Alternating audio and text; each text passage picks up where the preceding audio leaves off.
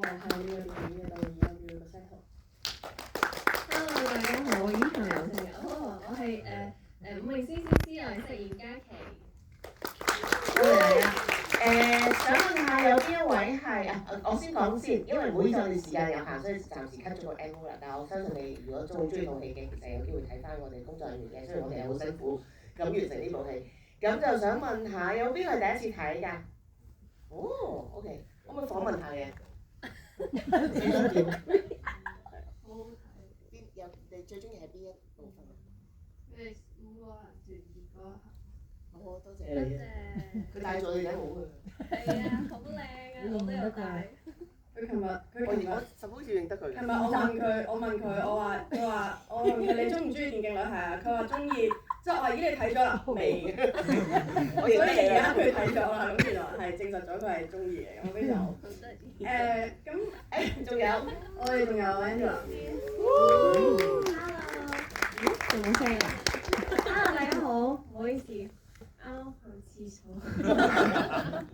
係啊，多謝大家嚟睇電競女孩，好感動！我哋而家第4個禮拜啦，耶！4月20係戲院日。25，係啦。到時票價係30蚊。30蚊，咁可以到時再睇。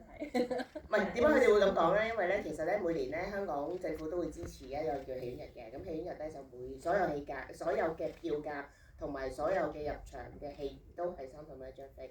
咁我哋希望，因為我哋而家第4週啦，咁好可能其實已經唔係隨時俾人 cut 場，係一路俾人 cut 緊場啦。咁所以我哋就希望不如捱到4月啦。咁其實過咗呢個 Easter 假期都好似大家都睇咗呢個戲喎，咁都好多謝大家。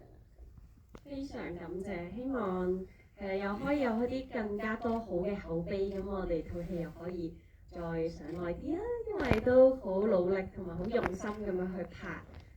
導演亦都係我哋嘅 PK 啦、VFX 啦、後期啦、剪接啦，亦都用咗好長嘅時間，我哋希望精心炮製咗呢個熱血，知道唔完美，但係有好多心機嘅作品，好希望可以繼續同大家分享。多謝大家。仲有冇第一次睇嘅觀眾想講啲反應俾？你可以問我哋問題都得嘅喎，我哋可以樂意為大家分享更多 making of。如果未有咩？有觀眾。今日好多第一次睇嘅觀眾。麻煩你傳個咪過嚟。你好，我想問兩位演員，因為我之前都有場睇你嘅電影，即係《窄路微塵》同埋《命案》咁樣，都係啲比較正經、比較 serious 嘅電影嘅類型啦。呢個可能係有啲比較分、比較可能活潑啲嘅。咁想問下你哋比較，即係呢一套可能唔同嘅電影，你可能拍上面會有啲唔同嘅感受嘅。唔同嘅感受一定有啊，因為呢套戲係5個女仔啦，其實本身喺港產片，即係喺一個工業入邊都好少會見到5個女仔做主演嘅作品啦。而我哋本身5位演員咧都係認識嘅，咁所以喺拍呢套戲嘅時候，我哋有好多默契啦。咁而且其實係玩得好開心咯。咁都好嗰啲默契係好自然就嚟嘅。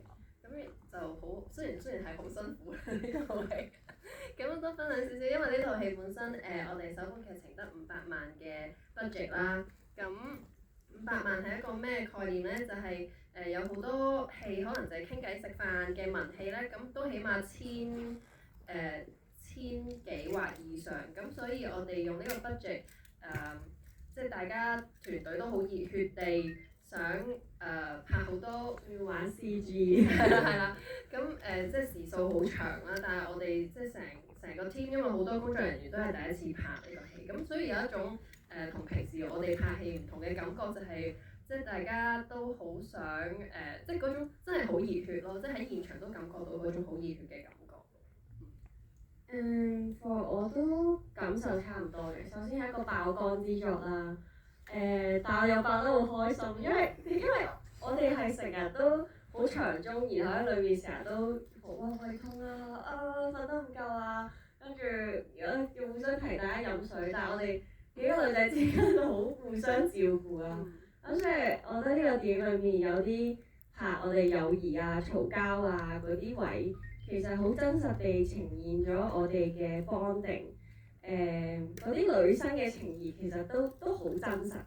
因為例如可能 Sabrina 先算啦，佢真係一個你會好想保護佢嘅人嚟嘅。即係我哋平時相處都係，你會突然間佢成日形容我嘅男友力好強啦，就因為佢真係一個好柔弱，然之後又即係會好 touchy，你會好想照顧佢啦。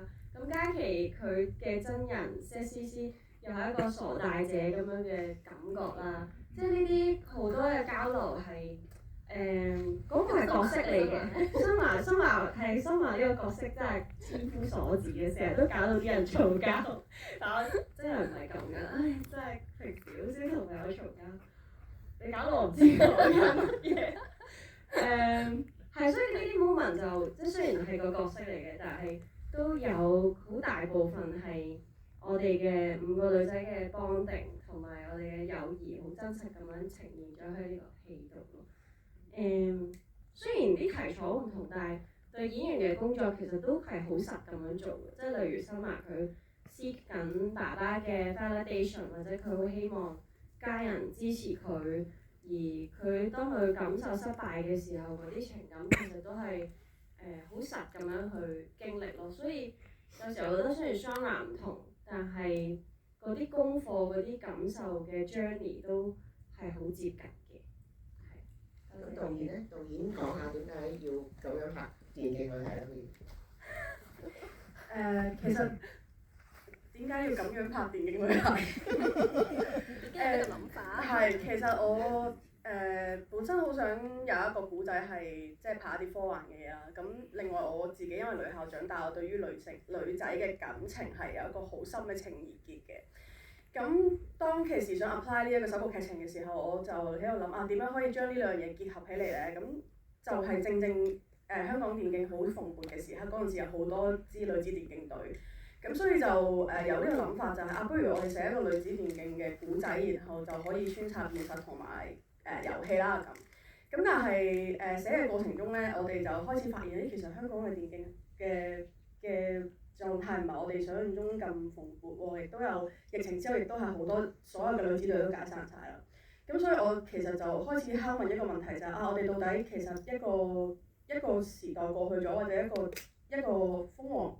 輝煌嘅時間過去咗，我哋點樣可以重新振作，或者去重新建構我哋想要嘅社會或者烏托邦咁樣。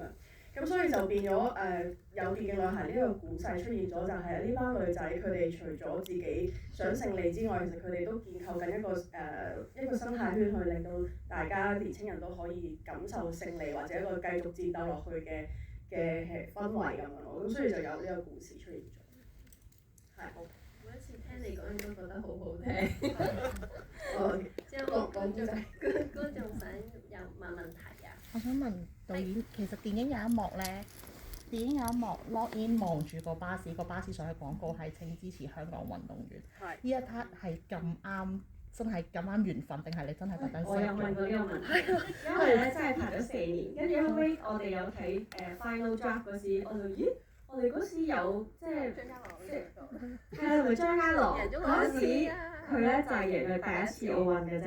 咁唔係，我講一個巴士，嗰個巴士我都問咗同一個問題咯，因為我完全唔記得我哋哇咁勁啊！本身嗰個巴士，跟住黐咗本身個巴士係酒精搓手液嘅廣告嚟嘅。咁其實因為我覺得我成日覺得香港有段時間咧，尤其是奧運嘅時候咧，佢有請支持香港運動員咧喺個巴士嗰個前面嗰度。咁我就喺度諗唔知道其他即係冇去到得到掌聲嘅運動員見到呢一句嘅時候個心情係點樣嘅咧？咁於是我就將呢件事放咗落去個電影入邊，我就諗Lock In 作為一個世界冠軍，佢已經隕落咗啦。佢見到呢一個句子嗰個心情，佢係一個點樣嘅感受？因為其實我哋香港都有出現過一啲電競嘅選手係有攞過獎項嘅，但係大家就叫唔出名啦。即係可能真係要好關注電競嘅人，或者年青啲一輩先至會叫出名啦。即係唔會同其他運動員一樣。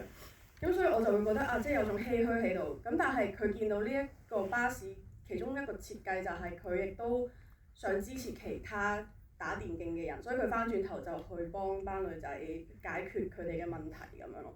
咁就係一個咁樣嘅特登設計嘅轉折嚟，係特登 CG 落去嗰個巴士。咁喺呢度好多少少，其實喺戲入邊咧，踩 roller 個女仔，即係入去茶餐廳揾佢哋嗰個咧，佢係本身係 roller 嘅香港嘅代表世界冠軍。係佢攞30幾次獎牌㗎已經，但係可能大家都未，因為佢唔係一個奧運嘅項目啦，所以可能就會大家唔係好認識咁樣。咁但係其實我當其時都真係想有一個運動員去參與呢個電影，於是就即係邀請咗 Catherine 嚟作為電競 roller 嘅呢一個 idea 嘅一個升級 cameo。